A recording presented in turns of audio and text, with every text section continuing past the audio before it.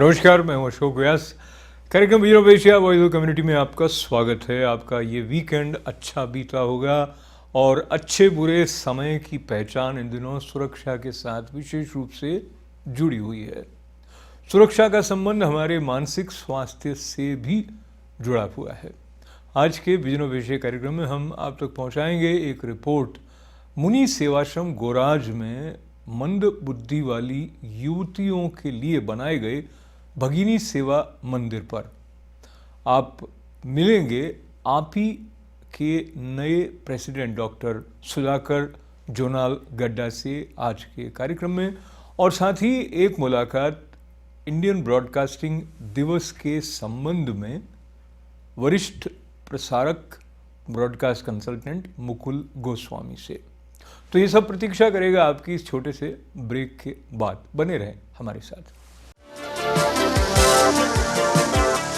Vision of Asia voice of community कार्यक्रम में आज हम शुरुआत कर रहे हैं एक ऐसी संवेदना से परिपूर्ण रिपोर्ट से जो प्रेरक भी है, जो मनुष्य के संघर्ष की गाथा भी कहती है, और सेवा के साथ, समर्पण के साथ किस तरह असंभव कार्य करने की शक्ति मनुष्य में आ सकती है, इसका परिचय भी मुनि सेवाश्रम गोराज गुजरात में स्थित इस आश्रम में भगिनी सेवा मंदिर से मिलता है।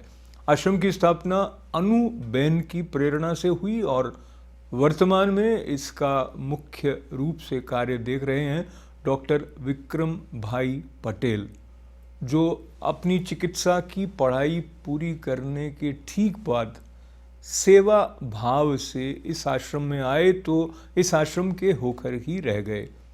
इस आश्रम में अमेरिका से लौटे हुए एक एनआरआई हेमंत भाई पटेल भी सरलता से, सादगी से, समर्पण से सेवा में रत हैं।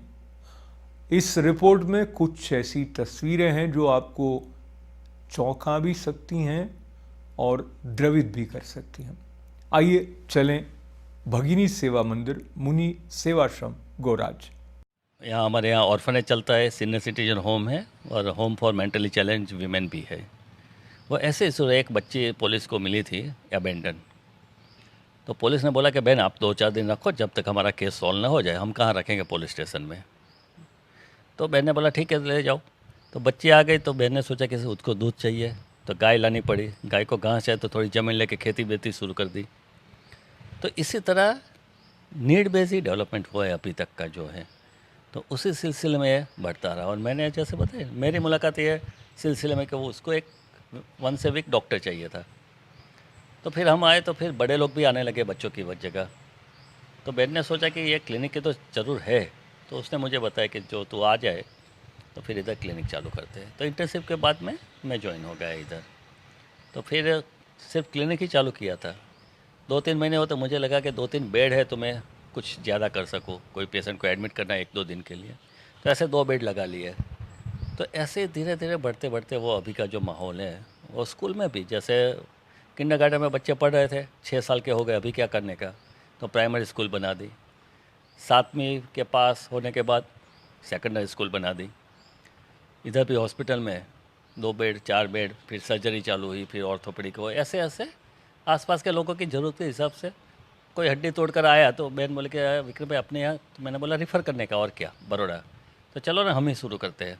तो इसी तरह से कैंसर का भी शुरू हुआ इधर।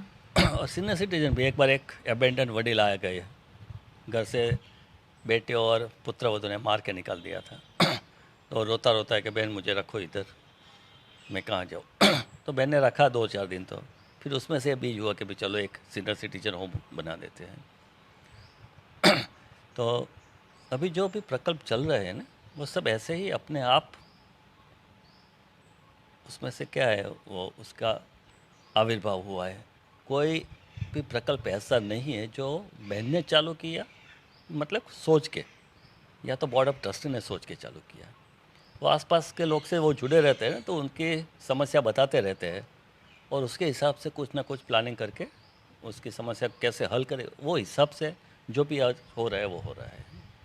तो डॉक्टर विक्रम जी और हेमंत जी के साथ में भगिनी मंदिर की तरफ हम जा रहे हैं। और भगिनी मंदिर के बारे में आप क्या बता रहे थे? वो मंद बुद्धि की बहनों का विभाग है, एडल्ट, 17 साल और उसके ऊपर के, और जिसका आईक्यू लेवल 55 और या कम है ऐसे। तो ये करीबन 100 बच्चियाँ हैं अभी, और एक्सपांसन चल रहा है क्योंकि ज़्यादा वेट लिस्ट भी है, तो दूसरी 100 की एडिशन कर रहे हैं हम अंदर। नाम बहुत सुंदर है, भगिनी मंदिर, आपने चयन किया था? देखें, नहीं, अनुबेन ने किया। अच्छा, ये भगिनी मंदिर है जहाँ मंद बुद्धि की बहनें रहती है। अभी करीबन 100 बहनें हैं। उसकी शुरुआत भी अनुबेन ने ऐसे ही की थी। एक हमारे डोनर थे, मुंबई से आए थे, तो उसकी एक बेटी वो मंद बुद्धि की थी। तो वो ढूंढ रहे थे कि भाई हम जीवित है तब तक उसकी कहीं पर देखभाल के लिए शुरुआत में कुछ मदद की। और सबसे पहले बहन ने बनाया था 15 बहनों के लिए। फिर तो एक ही फैसिलिटी थी, इसलिए ज़्यादा बहनें आती गई तो बढ़ता गया, तो अभी 100 की फैसिलिटी है और अभी भी एक वेट लिस्ट है। तो उसी सिलसिले में अभी उसे बढ़ा रहा है आगे। नहीं, यहाँ पर जो इसको पता होता है वो आके एप्लीकेशन देते हैं, तो first come first serve basis पे चयन करते हैं। यहाँ पर तो उसके आईक्यू के हिसाब से जो हमारा साइकियाट्रिस्ट है, तो उसके लिए कुछ हाउस होल्ड वर्क या तो कुछ लर्निंग जैसे छोटे मोटे ट्रेड है वो एडवाइस करते हैं। बाकी के तो क्या है, just to keep them happy and healthy. उसके साथ क्योंकि वो अपनी मस्ती में जी रहे हैं, जो 25 से लेकर 40 तक आईक्यू है वो तो कुछ करेगी नहीं, लेकिन उसको हेल्थ का लेना और hygiene, that is the main. क्योंकि जब ये आईक्यू लो होता है ना, तो hygiene is very poor most of the thing, because they also don't know about their urination और डिफिकेशन ऑल्सो समटाइम्स। सो ये कैसे तय होता है कि 25 से 40 तक की आईक्यू है? आप भी यहाँ पे कोई टेस्ट करते हैं, मेजर? हमने, वो हमारा साइकोलॉजिस्ट है, वो पैनल है, तो कोई भी एप्लीकेशन आती है तो हम उसको उधर भेज देते हैं, तो वो फिर टेस्टिंग करके हमको एक सर्टिफिकेट दे देते हैं कि उसकी आईक्यू इतनी है। और और सामान्यतः जब वो परिवार से दूर यहाँ आ जाती हैं तो परिवार का उनके साथ संपर्क या कुछ रहता है? जब माँ बाप जीवित है तब तो बहुत बढ़िया रहता है। उसके बाद जब भाई बहन आ जाते हैं माँ बाप के गुजरने के बाद, तब ये 20 या 25% में ठीक रहा है, ये हमारा अनुभव है। 70-80% में वो बिखर जाता है धीरे धीरे। मानसिक अस्वस्थ, या ये इसका टिपिकल एक ये है जो देखेंगे। नहीं, लॉक है, बहन को बोलना पड़ेगा। हाँ हाँ, ये तो आई जैसे, जय श्री कृष्ण। तो ये अभी उसका एक्टिविटी हॉल है ये, तो उधर ये सब एक्टिविटीज़ वगैरह करते हैं। जय श्री कृष्ण।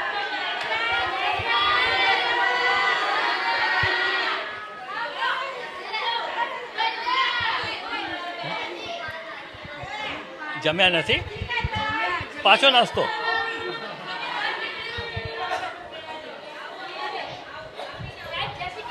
એટલે જમીન તરત નાસ્તો.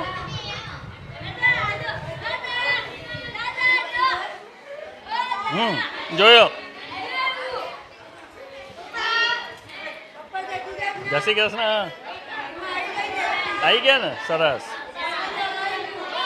सो एज पर एडवाइस ऑफ, तो एक्सरसाइज में क्या दिक्कत होती है, तो इसलिए कोई काम ऐसा रहता है जिसमें मस्कुलर एक्टिविटी होती रहती है। फिर फिजियोथेरेपिस्ट आती है, वो जो चुने हुए उनको फिजियोथेरेपी की ज़रूरत होती है वो, उसके बाद एक वोकेशनल टीचर है जो जो बच्चा सीख सकती है, तो उसके लिए कुछ छोटा मोटा मतलब जैसे सिलाई काम है, गुथन काम, परत काम है, थोड़ा पेंटिंग का है, वो सिखाती है। विजन ऑफ एशिया कार्यक्रम में अब आपकी मुलाकात करवाते हैं American association of physicians of Indian origin के नए अध्यक्ष, जिन्होंने जुलाई के महीने में ही अपना कार्यभार संभाला है। लंबे समय से आप ही के साथ सक्रिय रहे डॉक्टर सुधाकर जोनाल गड्ढा से हुई मुलाकात का ये अंश। API started almost 40 years ago to fight against discrimination against Indian doctors. At the time, Indians are very small in number and they are more focused. And in order to fight against discrimination, a group of physicians started in this organization in Michigan, Detroit. It actually started in the basement, actually. From there, API grown. Now it represents interest of more than 100,000 doctors. I very proudly say 1 in 7 patients in this country taken care by a physician of Indian origin. So you understand how strong we are in healthcare industry. And from there, right now we have about 110 chapters in the states all over the country, which is the sub-chapters for API. And we have very good interaction and good relation with the local chapters. We work with them. And not only that, we have two wings. One called Charitable Foundation wing. Charitable Foundation has 17 free clinics in India. We support them, India, to serve the needy people in India also, and we finance them actually those clinics. And apart from that, we do several activities in the organization from the beginning of this organization, where they established and brought into this stage. Now, API is a very vibrant organization.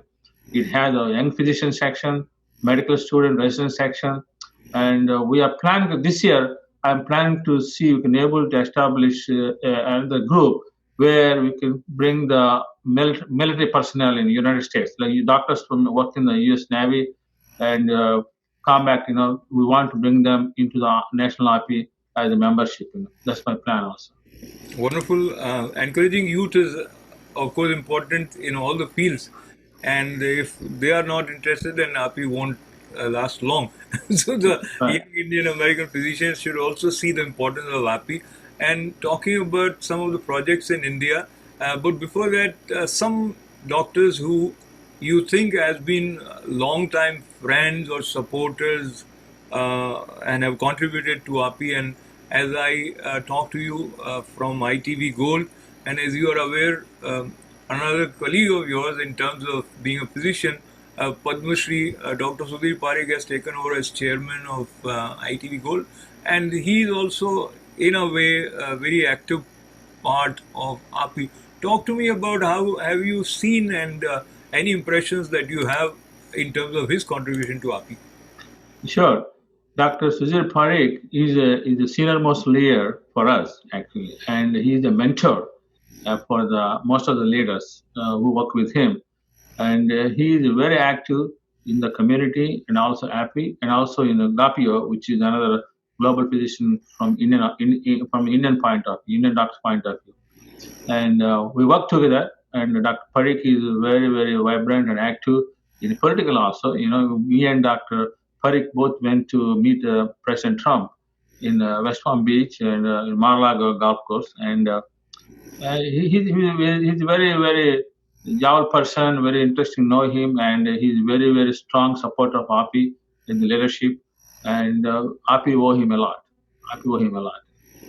Appreciate those words, Dr. Sudhakar, and it is always encouraging that we work with each other and serve the community. And talking about serving the community from API, you mentioned about some of the projects in India. Would you like to share any project that you personally also felt passionate about? Sure. API Charitable Foundation, they're doing Adaptive Village program and purified water plantation and cancer screening. These three projects we are doing with Charitable Foundation. And also the other projects we are doing obesity. India has diabetes is a major issue in India now because In order to prevent the diabetes, education is very important, and obesity, prevention of obesity is very important. We have a committee where they work on anti-obesity program for adults, children, and also for the veterans, also military people. And this year, I'm planning to do, our GHS, Global Healthcare Summit, we're going to do it in Visakhapatnam this year, hopefully in January. And we are planning to implement a project called Liver Disease Awareness Program, because India has a lot of liver diseases. A lot of people don't know they have the disease because hepatitis B, C, all kind of stuff, and fatty liver. So we want to implement this project this year, talking to the national level and also state level when you go there, and so that we can be able to educate the people and also make them aware of the treatment is available now. 25 years ago, when you talk about hepatitis C, there is no treatment at the time. Everything experimental. Now they have a tablets which can able to cure the disease. So this awareness is very important. People don't know that they still have any treatment available at this time.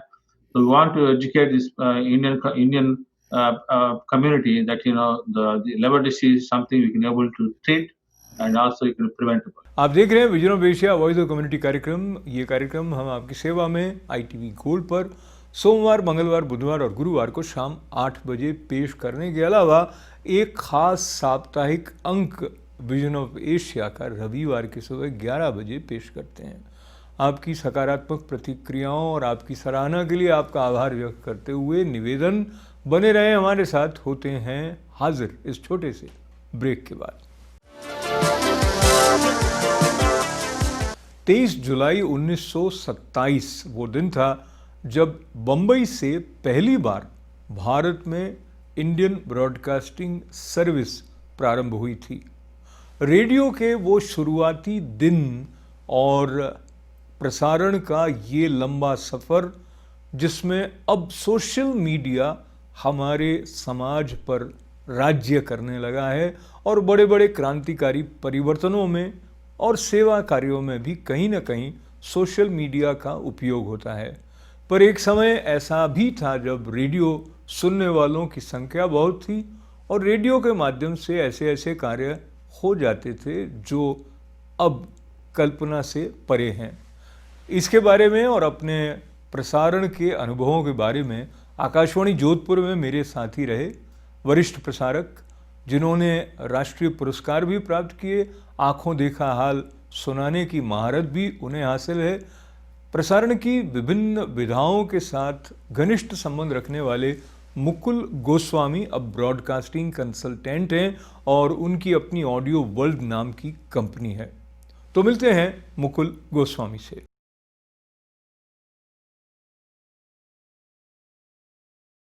जुलाई 1927 को। हाँ, और शुरुआत तो 1927 में ये 1927 में टाटा ने शुरू किया था। आकाशवाणी का प्रसारण 36 में शुरू हुआ था, लेकिन प्रसारण दिवस उस हिसाब से मनाते हैं कि जब पहली broadcasting wave length on air हुई। और उन दिनों में रेडियो का जो रोल था, जैसे आकाशवाणी जोधपुर से समाचार लोकल सूर्य चक्र कार्यक्रम में हम लोग वीकली प्रसारित करते थे वगैरह, रेडियो रिपोर्ट बजती थी जो। जी जी। तो आपको क्या लगता था, जैसे आप रेडियो ज्वाइन आपने कर लिया फिर, कि रेडियो की क्या शक्ति है? देखो, उस समय रेडियो की शक्ति तो मैं अशोक जी बहुत साफ कहूंगा कि इंटरटेनमेंट एस्पेक्ट उसका बहुत ज्यादा था। तो उसमें जो भी प्रोग्राम होते थे या दूसरा जो भी इंफॉर्मेशंस होती थी, वो या तो एजुकेशन की होती थी या इंफॉर्मेशन वाली होती थी, एंटरटेनमेंट की बात। उसका जो पावर था वो मुझे लगता है जब फोन इन और पब्लिक ग्रीवेंसेस को उठाना शुरू किया तब आया। उससे पहले वो शक्ति तो बहुत प्रभावी तो था ही, इसमें कोई शक ही नहीं है, लेकिन उसकी छाप एक आर्ट के रूप में थी। उसमें साहित्यकारों का जमावड़ा रहता था, उसमें एंटरटेनमेंट के लिए हास्य के कार्यक्रम होते थे, पर वो एक बहुत ही संजीदगी भरा हुआ वो वातावरण होता था। मतलब गवर्नमेंट को क्रिटिसाइज नहीं करना है, कोई चीजें पब्लिक ग्रीवेंसेस की नहीं लेनी है, ये उस समय एक बाहुल्य था इन चीजों का। लेकिन जैसे ही फोन इन सेटअप रेडियो में आया और फोन इन की सुविधा आई, तो वो जो पत्रों का सिलसिला होता था, एक बार की आपको याद है बोरियां भर जाती थी फरमाइशी पत्रों से, वो गायब हो गई और लोगों को एक क्रेज बढ़ा कि उनकी आवाज अब गूंज रही है, उनकी आवाज भी रेडियो में आ सकती है सिर्फ अनाउंसर्स के अलावा। तो वन वे की जगह टू वे ट्रैफिक जब हुआ, तब ग्रीवेंसेस और दूसरे पावर आए, जहां पर पब्लिक की वाकई जो परेशानियां हैं उनको दूर करने में जब रेडियो ने रोल देना शुरू किया, तो वो बहुत पावरफुल हो गया। और मैं बहुत भाग्यशाली हूं कि मैंने उस पावरफुल दौर को न सिर्फ भोगा, बल्कि उसमें अपना कंट्रीब्यूशन जितना कर सकता था वो किया। उस वक्त आप बीकानेर चले गए थे क्या तब तक? हाँ, मैं भी उसके बीकानेर चला गया था। बीकानेर में मुझे याद है, मैं और कुलविंदर सिंह कंग प्रोग्राम किया करते थे चलते चलते, ह्यूमरस उसमें जोक्स वोक्स डालते थे। तो डॉक्टर्स ने अपने ओपीडी का टाइम बदल दिया था। उनकी ओपीडी शुरू होती थी 5 बजे, तो उन्होंने वो युवाणी का प्रोग्राम के चक्कर में ओपीडी 6 बजे कर दी कि 5 से 6 हम लोग ये प्रोग्राम सुनेंगे। तो मैंने वो पॉपुलैरिटी का दौर देखा, जब लोगों को पान की दुकान में खड़े, कई बार हम लोग लाइव के बजाय रिकॉर्डेड कर लेते थे, तो वो खड़े देखा मैंने उनको कि खड़े हुए हैं पान खाने के बहाने की भी 15 मिनट बाद निकलेंगे यहाँ से। या मैं कहीं गलती से तांगे में जा रहा हूँ, उस समय स्कूटर मोटरसाइकिल तो होती नहीं थी, साइकिल होती थी, या तांगे में जाते थे बीकानेर में, तो तांगे के पीछे दौड़ता हुआ आदमी आ रहा है, बस सिर्फ पूछ के जा रहा है आप मुकुल गोस्वामी हो ना, तो सुकून लगता था कि हाँ, मतलब आप वाकई ब्रॉडकास्टर हो या पॉपुलर हो। तो वो दौर भी जी जी, मेरे मन में एक सवाल आया जो कि किसी के लिए भी किसी भी उम्र में यूजफुल हो सकता है। आपने क्या सोचा कि क्या रहस्य है या समझिए फॉर्मूला है या सीक्रेट है कि आप श्रोता को या बात करें तो दर्शक को बांध सकें? इसका क्या रेसिपी आपको लगता है कि आपने डिस्कवर की इतने सालों में? मैं जीवन का निचोड़ अगर कोई कहूँ तो आप दिल से जो कुछ भी करें ना, वो सीधा उसका प्रभाव पड़ता है। मतलब artificialness should not be there in any broadcast. मेरा ये पर्सनल सोच है, हो सकता है लोग मुझे न माने। मैं बोलने की स्टाइल की बात नहीं कर रहा है, स्टाइल में तो आप आर्टिफिशियलनेस ले आते हैं। जैसे आप बता रहे थे कि आपको नंदलाल शर्मा जी टोकते थे, तो आपने थोड़ा फास्ट बोलना शुरू कर दिया, या वो एक स्टाइल डेवलप कर लेता आदमी, ये आकाशवाणी है तो नॉर्मली घर में ऐसे नहीं बोलता कि खाना लेके आओ। सो सो वो ठीक है, लेकिन दिल से अगर आपने कोई चीज कही है कम्युनिकेशन में, जैसे एज ए ब्रॉडकास्टर मैं कमेंट्री करने गया या मैं आरजे रहा, तो आरजेइंग में मेरी जितनी फैन फॉलोइंग है उसके पीछे सिर्फ एक बहुत सीधा साधा कि मेरे दिल में अगर आ रहा है कि ये बहुत अच्छा है, तो मेरे अप्रिसिएशन में वो पूरी तरह से झलक जाएगा। मैं भूल जाऊंगा कि मैं एंकर हूँ या क्या हूँ, मैं उसमें डूब जाऊंगा कि मुझे लगा कि बहुत अच्छी चीज है तो मैं उसको अप्रिशिएट करूंगा। उससे आपका कनेक्शन लिसनर से बहुत अच्छा बनता है, और इसीलिए बहुत जबरदस्त समर्थन मिला कि हमने अकाल के दिन में, मुझे याद है जोधपुर में सन सिटी एफएम, जब आप तो चले गए थे अमेरिका, तो बाड़मेर में बहुत जबरदस्त बाढ़ आ गई थी। तो मैंने सुबह ऐसे ही 9:30 बजे बोला कि क्या हम सस्ती गेट में खड़े होके और सामान इकट्ठा कर सकते हैं? मुझे लगता है कि एक ट्रक आकाशवाणी की तरफ से जानी चाहिए। And you will wonder Ashok, 2 truck शाम को वहां से रवाना हुई। उन लोगों ने, लिसनर्स ने पहुंच गए वहां, क्या कपड़े इकट्ठे शुरू करने की। तब मुझे लगा कि कितना पावरफुल मीडियम है, हम इसको सिर्फ इंटरटेनमेंट में बांध रहे हैं। उसके बाद से हमने कई ऐसे ब्रॉडकास्ट किए जिसमें एक हड़ताल हो रही थी, कोई बच्चे बदल गए थे। During this broadcast only the whole strike was gone. और हम आज का वीनो वेश्या वॉइस ऑफ कम्युनिटी कार्यक्रम समाप्त करने से पहले हम आपको याद दिला दें कि हमारा एक बहुत अच्छा सा, प्यारा सा और सक्रिय फेसबुक पेज है ITV गोल्ड का, जिसके फ्रेंड आप अवश्य बने और अवश्य सब्सक्राइब करें ITV गोल्ड के यूट्यूब चैनल को। खबरों के बारे में, सूचनाओं के बारे में हमें लिखते रहें events@itvgold.com पर। आपका प्यार हमारी शक्ति है और आप अपनी सुरक्षा का ध्यान रखते हुए, कोविड-19 का पूरा प्रकोप अभी तक गया नहीं है, इसलिए जो एहतियात बरतने हैं उनकी तरफ कोताही न करें, ऐसा निवेदन करते हुए आज का वीनो वेश्या वॉइस ऑफ कम्युनिटी कार्यक्रम समाप्त करने की अशोक व्यास को अनुमति दें। नमस्कार।